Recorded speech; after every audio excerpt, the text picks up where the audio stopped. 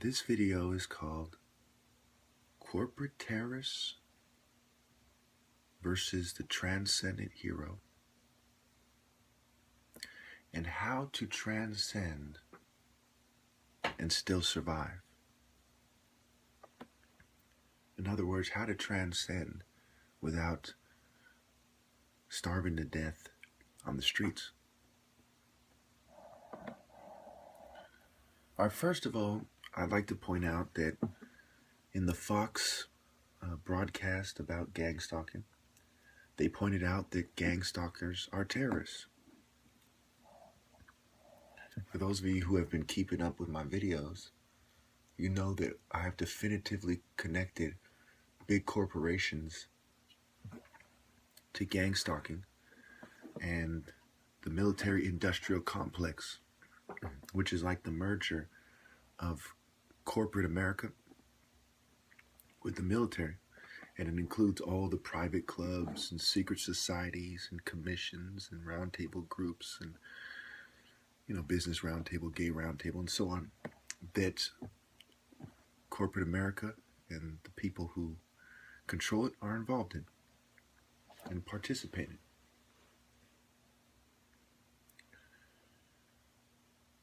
So, America is not only a scientific racist nation, scientific Satanist nation, it is also a corporate terrorist nation. These people are worse than corporate crooks. They are corporate terrorists.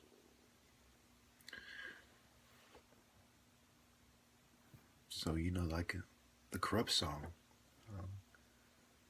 The Streetlights, I believe it's called. You can get it for $1 on Amazon if you want to hear it for yourself. I'll put in the comments the exact name. He says, "I'm a terrorist like Ford did America." What did he mean? Well, the Ford Foundation, Henry Ford, that's why it's called the Ford Foundation. He started it. I believe it started in 1954, and they've been studying behavior, and in the process, how to manipulate people using psychology, how to play on their fears and their desires, their urges, their need for social acceptance and positive confirmation or affirmation from their peers and the social controllers. So now that we've established that it is socially normative for the most insightful minds to understand that we live in a terrorist state, and therefore it must be a hypocritical state as well for us to declare a war on terror, but the biggest, most influential and powerful terrorists are in America and heavily involved with America and control America for the most part. One could argue for all intents and purposes. So now let's look at how can a transcendent hero survive? Well, there's varying degrees of transcendence, and the transcendence includes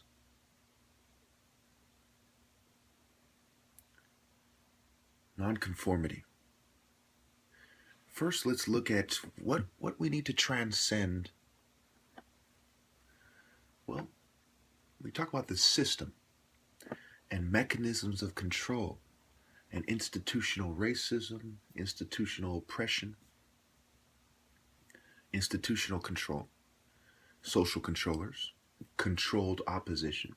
So anything that controls you in favor of the ruling class, instead of helping you achieve transcendence or oneness with God or closeness to God through a spiritual path, needs to be transcended. And that path is the way that we transcend it. And we always look at ourselves relative to society and say, is what I'm doing helping the governing class, or is it helping me transcend and set a positive example for men, women, and children everywhere. Religions are not necessarily mechanisms of control. The newer religions are, the New Age religions are. There are aspects of control in many religions, such as Hinduism, where there's a caste system and you are treated differently based on that caste. And that's why the elitists in America call themselves the Boston Brahmins. So some religions are oriented to help the governing class look good and remain in control, spiritually, socially, physically, psychologically, and otherwise. Christianity, however, is not one of those religions. It's one of the few major religions, maybe even the only major religion that there's a very obvious distinction between the average person and the rich, where the rich are not viewed favorably. In Islam, it is somewhat similar. However, there's nothing in Islam that stresses, nothing about Islam that I'm aware of that stresses that being rich is a bad thing. So one thing that will give away a religion, a religious philosophy, now we must separate the institution from the philosophy. One thing that makes it clear that a philosophy is good for the individual to transcend his rich oppressors is how it makes the rich look. Now, many Christian movements, most of them, damn near all of them, are controlled. They are elite-sponsored philosophies, whether they're sponsored directly by the rich out of their own pockets or out of the secret societies that the rich use as mechanisms of control. So many Christian movements and institutions are mechanisms of control. The spiritual bottom-feeding philosophies are elite-sponsored directly and indirectly. Therefore, they are mechanisms of control. The government, the police force, the military, universities, and education are mechanisms of control. Now, I'm not saying that you shouldn't go to school and get a degree, and I'll get to that in a moment. We must thoroughly identify the mechanisms of control and create a criteria in which you can identify them when I am not holding your hand and helping you identify them. And I put it that way on purpose. I want you to feel a little bit of resentment so you can gain independence and transcendence and no longer rely on anyone but your own good sense and innate ability to find the truth. He who seeks, he shall find. Seek ye the kingdom of heaven, and you will find. Seek transcendence and understand how to, and you will achieve it.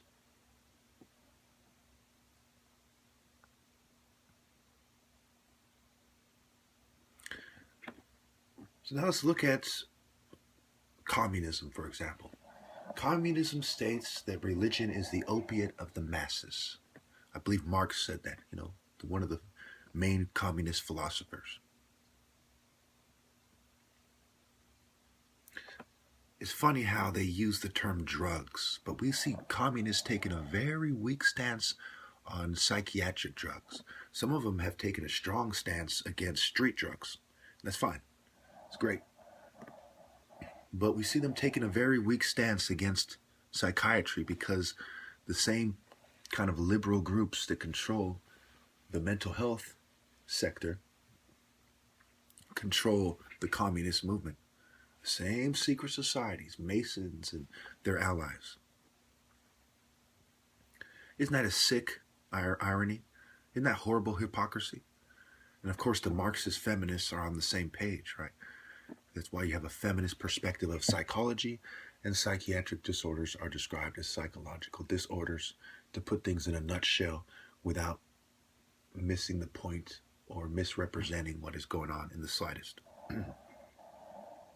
So for the most part, feminists and communists and their allies in the LGBT community are extreme hypocrites that have philosophies that help the controllers. We've gone over this before about how communists seeks to create a national bank, central banks, and to centralize the banking in the hands of the internationalists. And secret societies manipulate the communist system to create facades of merit where they get the nice positions, the cushy jobs, and control the finances. This is unacceptable, and it is straight from the handbook of the elite.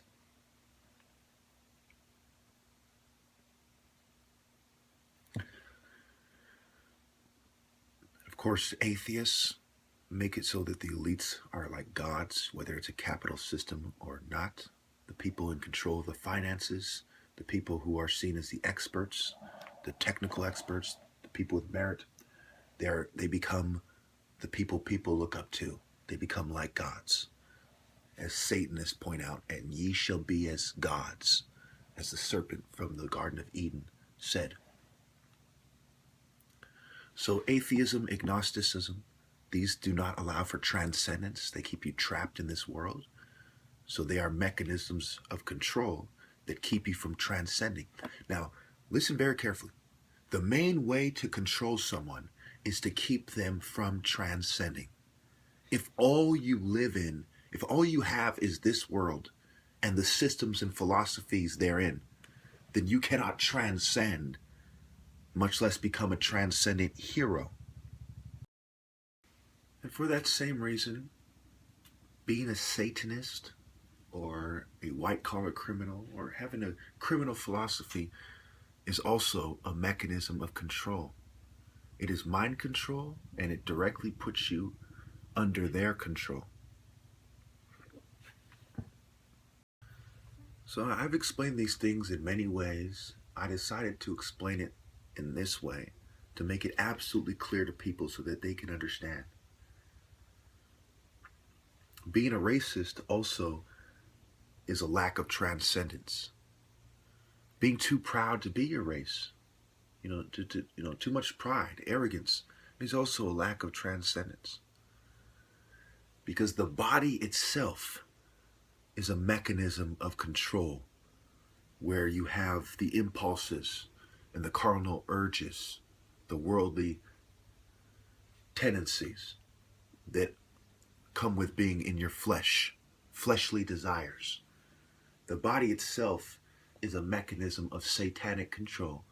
And if you listen to your body and not to your higher nature, you're not to your soul, then you will be led by this world and trapped in it. So there are varying degrees of control and varying degrees of transcendence. Now, first of all, the transcendent hero must secure a way of living that puts him outside the system. For him to work for a corporation or for, a pharmaceutical company, for the military, for the police, he's no longer a transcendent hero. He's somebody who may be trying to transcend, but he can't be a hero if he works for the enemy, the people trying to get you to conform and not to transcend. They're trying to keep you from transcending.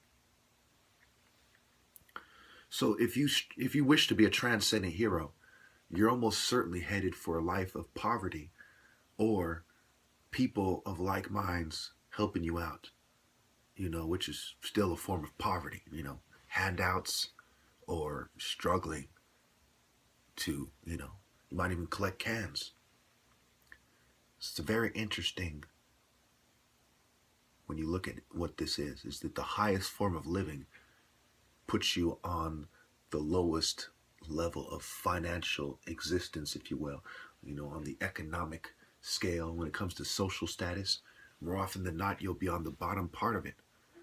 But when it comes to wisdom and transcendence, you'll be on the top. You know who is wise by how they live. And those who live in transcendence are the wisest of all. It's like there's different paths, and the wise man walks the transcendent path.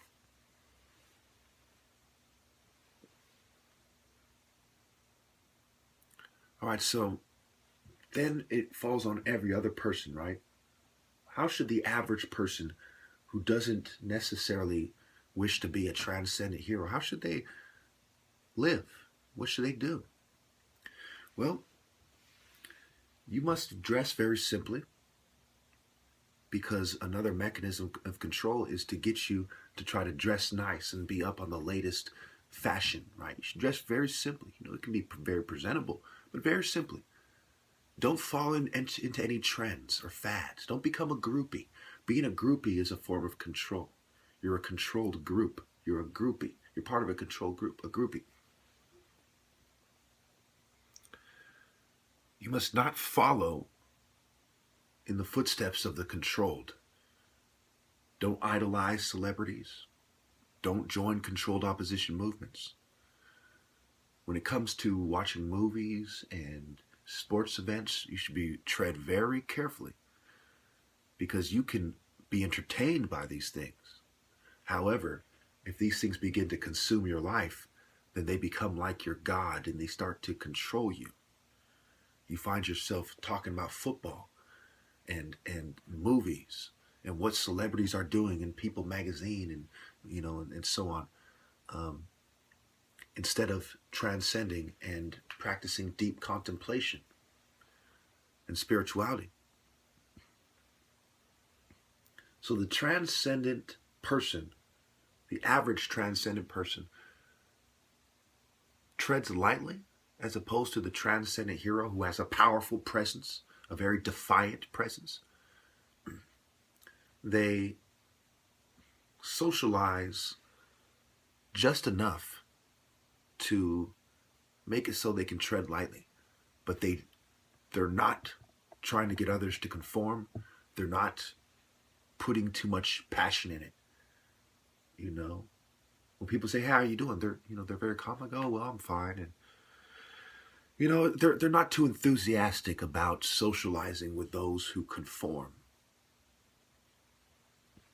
But they aren't enthusiastic about allowing the conformists to pick up on their disgust with conformity. So it's a very interesting line that they walk, very interesting path. They are fighting conformity without making it very obvious. And they listen to transcendent heroes instead of social controllers and controlled opposition and what have you. And that is how you survive. And that is how you survive in a certain state of transcendence.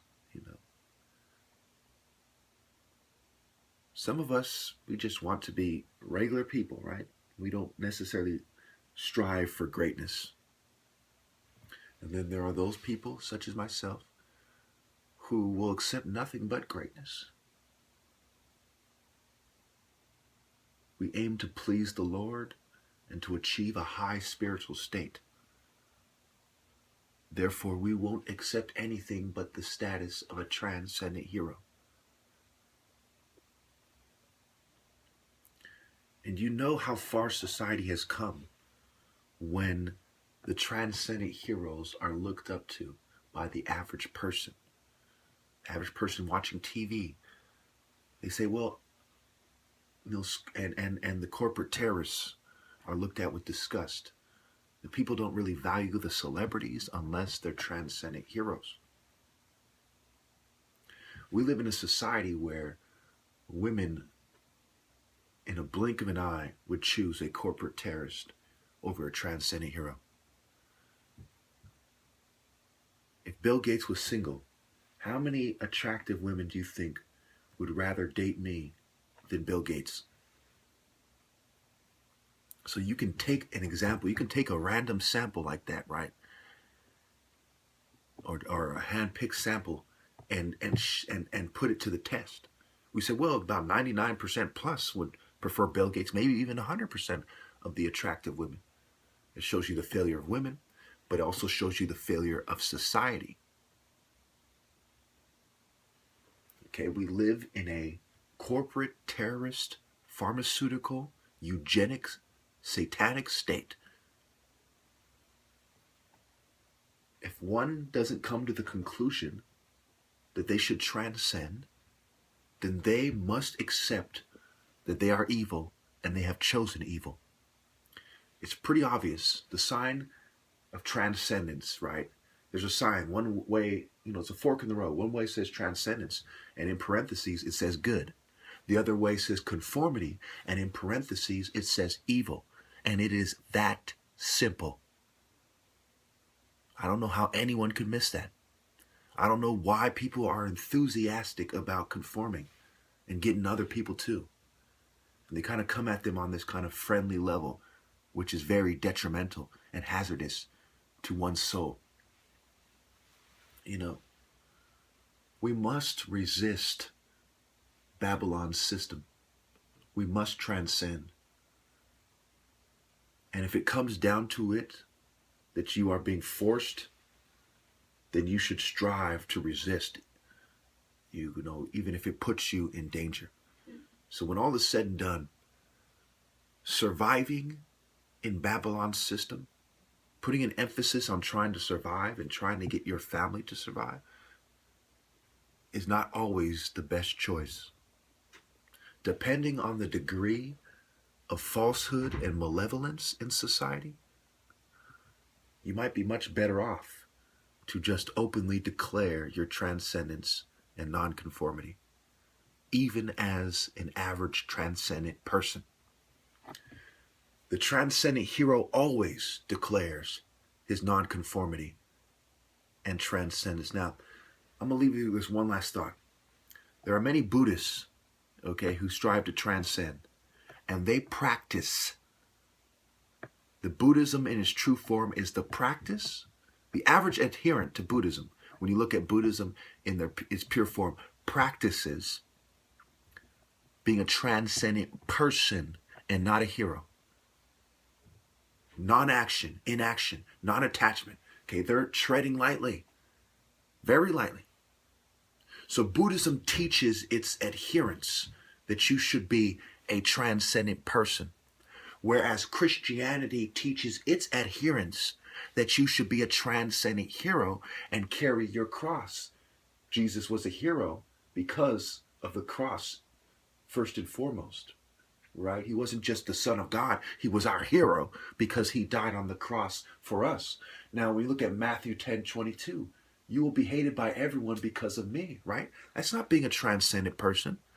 That's being a transcendent hero. But the one who stands firm to the end will be saved. So you see how this works. That's why Christianity is the most transcendent mainstream philosophy, hands down. Thank you. One last thing I want to point out that will prove my point. I have a lot of respect for Buddhist monks who are not New Age, Buddhists or LGBT twists of Buddhism or feminist twists of Buddhism or state-sponsored twists or secret society twists of Buddhism, but actually traditional Buddhist monks. Now, I just said not long ago that Buddhism teaches its adherents, its average adherent, its average follower, to be a transcendent person. However, acts of immolation, self-immolation,